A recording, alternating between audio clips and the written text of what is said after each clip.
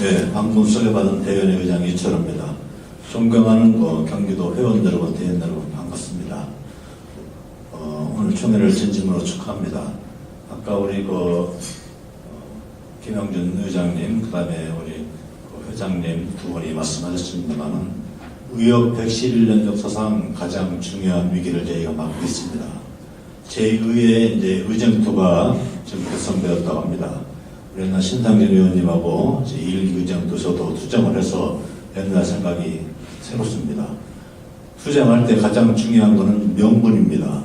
그리고 어떤 팩트를 가지고 저희가 얘기를 해야 정부가 들어줍니다. 우리 의사들이 주장하는 것만 병렬해서는 전혀 효과가 없습니다. 간단한 통계 하나만 말씀을 드리겠습니다. 소위 강제조제 위임제도 의약분업전에는 1차 의원의 진료비 점유율이 38%였습니다. 지금은 20%도 무너지고 이제 19%도 무너지기 직전입니다. 이거 하나만 봐도 1차 의원이 얼마나 힘든가, 그 다음에 중소병원이 얼마나 어려운가를 당연히 알 수가 있습니다. 지금 의료 전달 체계도 안 하고 소위 퍼주기식 문케어로 지금 대학병원 교수님들은 과로사, 개인의원은 1차, 중소병원은 고사 직전이죠. 예. 가장 중요한 거, 또 정부한테 우리가 또 투쟁이나 협상할 때 얘기할 수 있는 게 정부의 잘못된 거를 팩트를 가지고 저희가 공격을 해야 합니다. 2007년도부터 13년간 정부가 건강보험기금으로 낼 돈을 미수한 것, 소위 속된 말로 떼어먹은 돈이 21조 5,891억 원입니다. 건강보험법과 건강기금법에 국고에서 일반 회계에서 그에 예상되는 보험 수입액의 20%, 그중 14%는 국고 일반 회계에서 지불하게 돼 있고 지원하게 돼 있고 6%는 건강증진기금 담배세에서 이렇게 돼 있습니다. 아직까지 그 돈만 제대했어도 지금 우리 의료 문제가 이렇게까지 심각하지 않을 것 같습니다. 그리고 문재인 정부 들어서 2년 동안 미수한 것이 4조 4,121억 원입니다.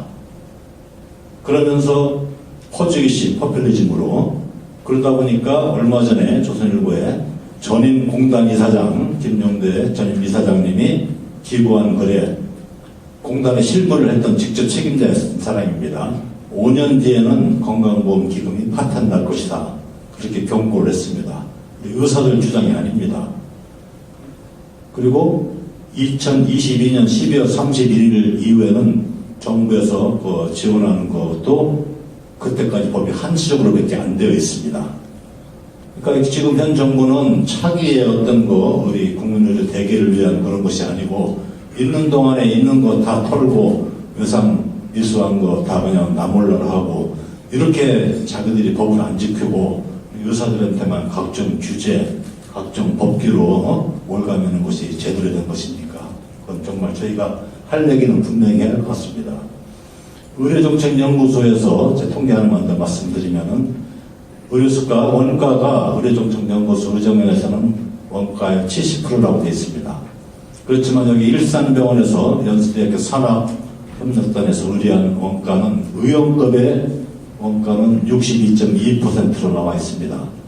그래서 우리 의정면을 생각해서 우리 의협지평부에서는 정부에다가 100에서 30을 빼면 70이니까 단순하게 30%만 올려달라 30% 요구했지만 70을 기준으로 하면은 30대 21, 30%를 올려줘도 91%밖에 안 됩니다. 원가에. 계산은 분명하게 해야 합니다. 그러면 어떻게 해야 되냐. 한꺼번에 그걸 못 올려줄 것 같으면은 10%씩 43.7%를 올리니까 4년간 올리고 또 최저임금제니 물가 따지면은 10%씩 5년간 올려줘야 원가가 되는 겁니다.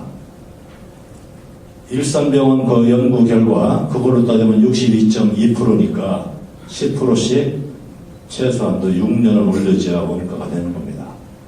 아까 우리 이동호 회장님도 말씀했습니다. OECD 주가의 평균 그건 해달라.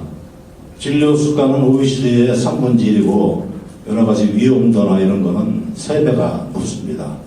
3 곱하기 3은 9배의 위험성을 가지고 저희가 살고 있습니다. 정부한테 이번에 임세영 교수님 잡고 하셨죠. 그때 임세영법도 요새 만들어졌습니다.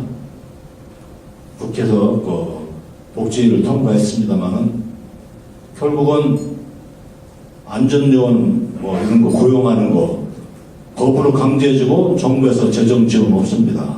그럼 병원에서 또 그 돈을 더 내세야 합니다. 그래놓고 막연하게 수가에 녹여준다. 저희가 뭐 수가에 녹여준다는 얘기는 한두 번 속은 게 아닙니다.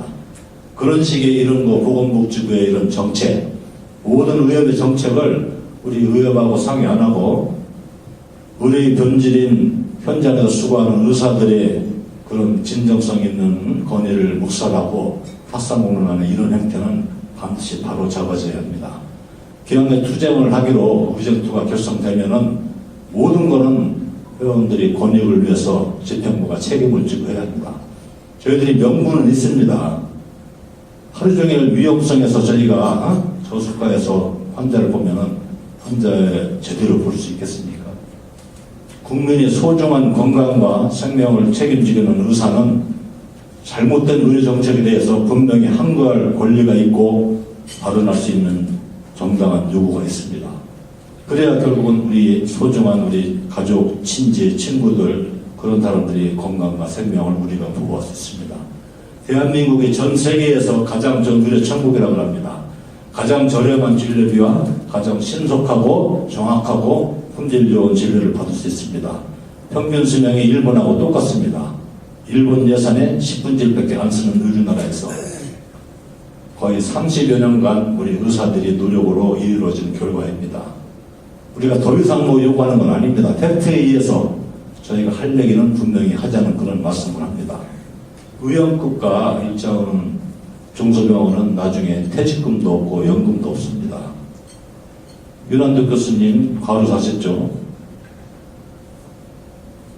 우리 현장에는 우리 본인이 사망하게 되면은 그 가족은 풍리받으면 됩니다. 누가 책임집니까? 교육과 건강은 정부에서 책임을 지고 있습니다. 사학연금 국가에서 그 사립학교 선생님들도 다 연금제도해서 50%씩 보장을 해줍니다. 우리 의료도 의사들도 그런 거 의사연금을 해줘야죠. 당연히 그만큼 교육하고 똑같은 건강이 소중하다면 이런 거에 대해서 저희가 얘기를 할 때 정말 우리 신상균 의원님과 박광원 의원님께서 좀 적극적으로 좀 도와주시기를 간절히 부탁을 합니다. 대구에 있는 이상화 시인이 그 유명한 시가 있습니다. 빼앗긴 들에도 봄은 오는가. 그 중간에 하루를 절며 오늘도 걷는다. 언제 어떤 이상한 사람들이 와서 칼로 찌를 수도 있고 또 최선을 다해서 해도 좋지 않은 결과 나오면 또 소송에 걸리거나 또 감옥에 갈 수 있고 이런 살아오는 판을 거는 이런 환경 분명히 바꿔야 합니다. 우리도 의하지만 국민을 위해서라도. 그래서 유명한 벤자민 프랭클린이 말씀하셨습니다. 조인 오아 다이 탄생을 할 것이냐 산다를 할 것이냐 투정을 앞두고 우리끼리는 굳게 뭉쳐야 합니다. 우리 의사들 크게 잘못한 거 없습니다. 상대방의 그런 것보다 서로 안고 힘을 한 곳을 결집을 해서 총력전을 해야 목표에 달성을 주자는 것 생각이 됩니다. 하여튼 내년에는 좋은 결과가 있어서 격려사 할 때 좀 즐거운 덕담을 했으면 좋겠습니다. 하여튼 오늘 총회를 진심으로 축하하고 경기도사의 회원들 여러분 대원들이 건청을 기원합니다. 고맙습니다.